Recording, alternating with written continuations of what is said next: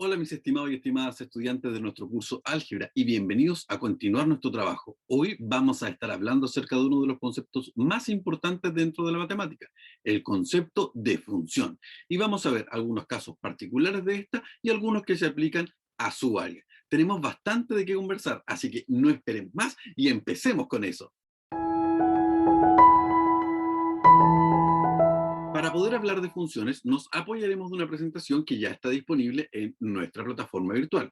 Así que la compartimos. Así entonces, la primera idea es qué es lo que entendemos por una relación. Y una relación básicamente es una correspondencia entre elementos de un conjunto con otro. El primer conjunto se conoce como dominio y el segundo conjunto se conoce como recorrido. Así, a cada uno de los elementos del dominio le corresponde uno o más elementos en el conjunto de llegada o recorrido. Por ejemplo, aquí tenemos este conjunto de partida y este conjunto de llegada. Si observamos, al número 3 le corresponde el número 2. Al número 2 se corresponde con el número 4 y el número 2, y el número 3 se corresponde con el número menos 4. Eso está correspondientemente anotado también en la tabla de valores que está al lado, y también en forma de pares ordenados, a donde está aquí el elemento del conjunto que es de partida, y luego en la segunda parte el elemento que es del conjunto de llegada. Son distintas maneras de anotar esta relación que existe entre los elementos del conjunto de partida y los del conjunto de llegada. También se pueden graficar, como puedes observar aquí, dentro de este plano que se conoce como plano cartesiano, donde al eje horizontal se denomina eje X o eje de las abscisas, y al eje vertical se le conoce como eje Y o eje de las ordenadas. Dicho eso entonces, ¿qué es una función? Más o menos lo mismo. Tenemos dos conjuntos A, B, X, Y, donde una función de X en Y es una relación, o sea, lo mismo que teníamos antes, donde a cada elemento, y esto es importante, a cada elemento del conjunto X, o sea, todos los del conjunto X tienen a alguien, se le asigna uno y solo uno como elemento par en el conjunto de llegada. Es decir, no pueden salir dos flechas desde un elemento del conjunto de partida. ¿Pueden caer tres flechas sobre un elemento en el conjunto de llegada? Claro que sí. La condición es que de todos los elementos del conjunto de partida debe salir una sola flecha. Debe salir alguna, pero solo una flecha que lo empareje con un elemento del conjunto de llegada. Así entonces podemos denotarlo en forma de conjuntos, como está aquí en medio, o a través de una tabla donde tenemos que a cada elemento le corresponde su elemento del conjunto de llegada, denotado como f del elemento de partida, en este caso f de 1, f de 2, f de 3 y f de 4. Y correspondientemente se pueden graficar dentro del mismo plano cartesiano. Lo más importante en el trabajo de funciones es que a cada elemento del conjunto de partida le corresponde uno y solo un elemento en el conjunto de llegada. Y entre las características de la función tenemos, en primer lugar, el dominio. El dominio es el conjunto de partida y se denota habitualmente por dominio de f. El recorrido es el conjunto de llegada y se denota por recorrido de f. Ojo, el recorrido son todos los valores que estamos usando en el conjunto de llegada, porque el conjunto de llegada puede tener muchos números, pero no a todos les puede llegar una flecha, y no está mal eso. Lo que no puede ocurrir es que hayan elementos en el conjunto de partida de los cuales no sale una flecha. La monotonía de una función es básicamente si es que esta va para arriba, va para abajo o es horizontal. Esa es la idea simple. Una función se denomina creciente cuando, a medida que aumenta la variable independiente que corresponde a la x, ¿sí?, a la variable que está en el eje de las abscisas, aumenta la variable dependiente o variable y. Una función decreciente es aquella que cuando aumenta una, la otra disminuye. Es decir, creciente es cuando va hacia arriba y decreciente es cuando va hacia abajo, la idea más simple que tú manejas. Y una función constante es aquella función que corresponde simplemente a una línea, es decir, no aumenta ni disminuye la variable dependiente a medida que aumenta o disminuye la variable independiente. Permanece siempre constante. Los ceros de una función son aquellos valores que toma la variable x en donde al evaluarlo dentro de la función, esta función se hace cero. Y básicamente eso es una ecuación. ¿Sí? La intersección con los ejes corresponden a los valores en que corta tanto el eje X como el eje Y en la gráfica. ¿Sí? Y estos se obtienen para el eje Y haciendo X igual a 0 y para el caso del eje X haciendo Y igual a 0. Por último, la gráfica es la representación de una función en el plano cartesiano. Existen distintos tipos de funciones y vamos a nombrar algunas de ellas. Las vamos a ir trabajando más en profundidad, pero a priori estas son las que necesitamos. La primera es la función polinomial.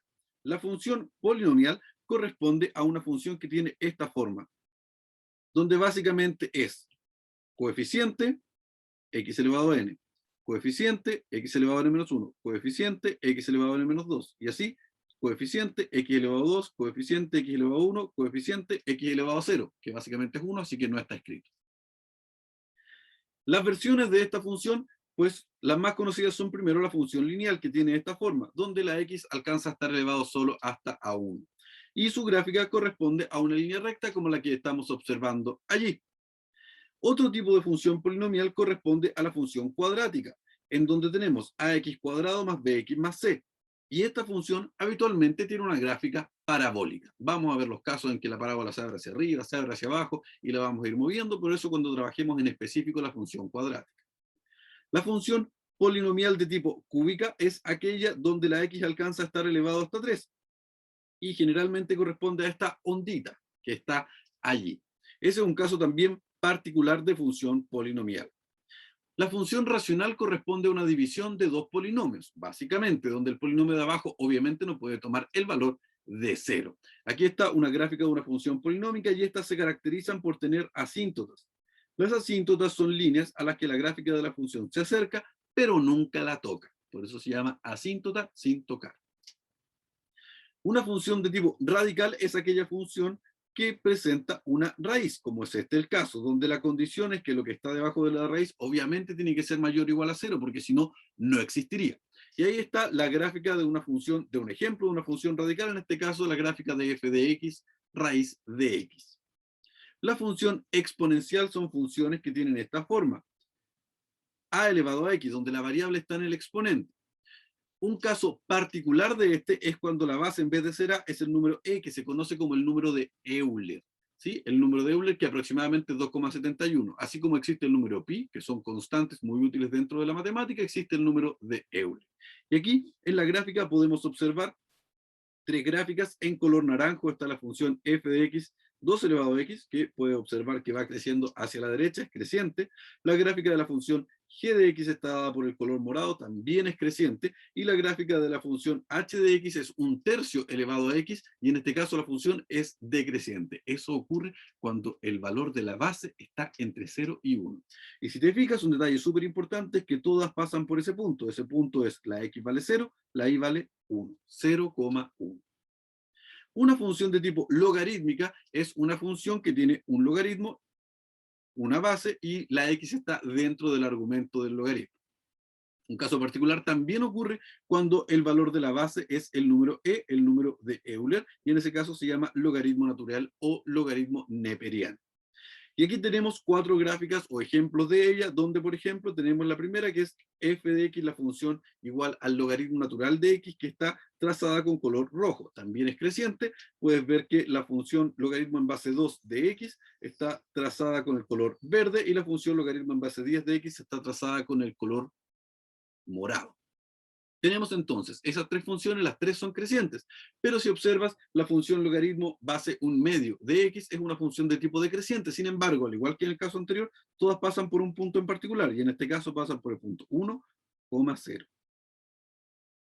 Un caso particular de aplicación de estas funciones son las curvas de oferta y demanda. ¿Sí? La curva de oferta corresponde al conjunto de ofertas hechas, no hechas como dice ahí, en el mercado por los bienes y servicios que están a la venta. En esta gráfica, por ejemplo, tenemos en el eje X la cantidad de libros ofertados y en el precio P, en el eje Y el precio P, que corresponde al precio de venta de estas ofertas. Por otro lado, tenemos la curva de demanda, y la curva de demanda muestra la cantidad de un bien, ¿sí?, que los consumidores están dispuestos a comprar en función del precio. Y ahí también tenemos en el eje X la cantidad de libros y en el eje Y el precio de estos libros. Podemos ver que esta es decreciente, al contrario que en el caso anterior, que era de tipo creciente. Y con ellas dos se encuentra el equilibrio de mercado, el lugar donde la demanda se cruza con la oferta. Y ese es el punto donde que nosotros conocemos como punto de equilibrio, ¿sí? Y la correspondiente cantidad de equilibrio y precio de equilibrio. Podemos observarlo aquí en el gráfico central, mientras que en el gráfico que está a la izquierda podemos ver que existe un lugar donde la cantidad ofertada es mayor que la cantidad demandada, y eso se conoce como exceso. Mientras que al revés, en el caso de cuando existe exceso de demanda, hay un lugar donde la cantidad demandada es mayor que la cantidad ofertada y eso se conoce como escasez. Mientras que el punto de equilibrio es donde todo se encuentra perfectamente balanceado. Existen también las funciones de ingreso, costo y utilidad. La función de ingreso es la función que resulta de una o más transacciones donde se venden X artículos al precio M. Habitualmente la función de ingresos corresponde entonces a la función que multiplica M por X, donde M es el precio al que se venden los artículos y X la cantidad de artículos vendidos. Por otro lado, la función de costo corresponde, ¿sí?, al costo de vender X artículos y está dividida en dos partes, un costo variable y un costo fijo. El costo variable va a depender de la cantidad de artículos vendidos, mientras que el costo fijo corresponde a un valor que es constante, porque es independiente de la cantidad de artículos que se venden. Un ejemplo de un costo fijo, el arriendo de un lugar para poder generar la producción de un bien o servicio. Finalmente, la función de utilidad y que corresponde al ingreso neto o lo que queda de los ingresos después de restar los costos. O sea, simplemente utilidad es ingresos menos costos. ¿Y qué es el equilibrio? Un equilibrio o salir a la par o salir tablas, definiciones más antiguas, corresponde simplemente a no tener utilidades, pero tampoco tener pérdidas. O sea, el lugar en el que los ingresos son iguales a los costos. Y eso es básicamente. Por último, el interés compuesto del cual ya hemos hablado, ¿sí?, está definido por esta función que está aquí, donde si se invierte una cantidad P durante T años a una tasa de interés R y se reinvierte el interés M veces al año, entonces el valor futuro de este dinero inicial está dado por la función A de T. Y aquí podemos observar que la gráfica de esta función es creciente y de hecho va creciendo muy rápidamente hacia arriba. Es una función de hecho de tipo exponencial porque puedes ver que la variable, que es la letra T, está en el exponente. Así que con el interés compuesto la cantidad crece de manera exponencial, mientras que el interés simple es una función de tipo lineal, va creciendo solo como una línea. Todas estas funciones nosotros las vamos a analizar más en detalle cuando veamos cada una de ellas por separado. Pero por ahora tenemos una muy buena aproximación inicial. Y eso, mis estimados y estimadas estudiantes, es todo lo que debíamos conversar durante el día de hoy. Ahora entonces hace falta que tomes la guía de ejercicios y comiences a practicar con esta primera aproximación a las funciones. Por ahora, yo me despido y nosotros nos encontramos en nuestra próxima sesión. Que estés muy bien. Chao, chao.